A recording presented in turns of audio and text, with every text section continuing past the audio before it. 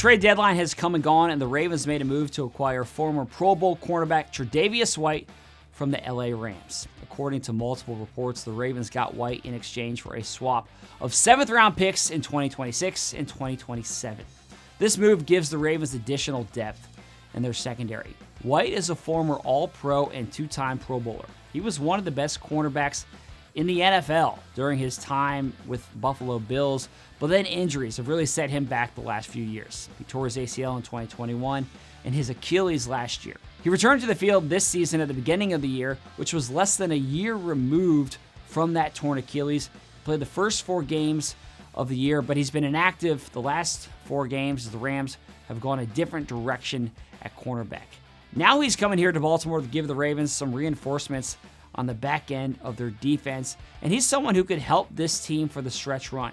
I don't think that White is going to get here and get a huge chunk of snaps right away. But something I've learned here is that you can never have too many good cornerbacks, and the Ravens are looking for ways always to improve the secondary. White could help in those areas in terms of depth and somebody who could step in key roles at the end of the year. Now, over the last week, the Ravens have now added White and wide receiver Deontay Johnson. Now, neither of these are blockbuster trades, but they're solid moves for relatively low compensation, and they could help this team down the stretch. I think all of that is a good thing for the Ravens. They already had one of the best teams in football, and they've added some quality pieces over the last 2 weeks. Now, that's it for me on Final Drive. But before I go today, I want to make sure you saw the news that Brandon Williams was back in the building today. He officially announced his retirement as a Baltimore Raven. It was great to see him and sit down with him. You can watch that press conference.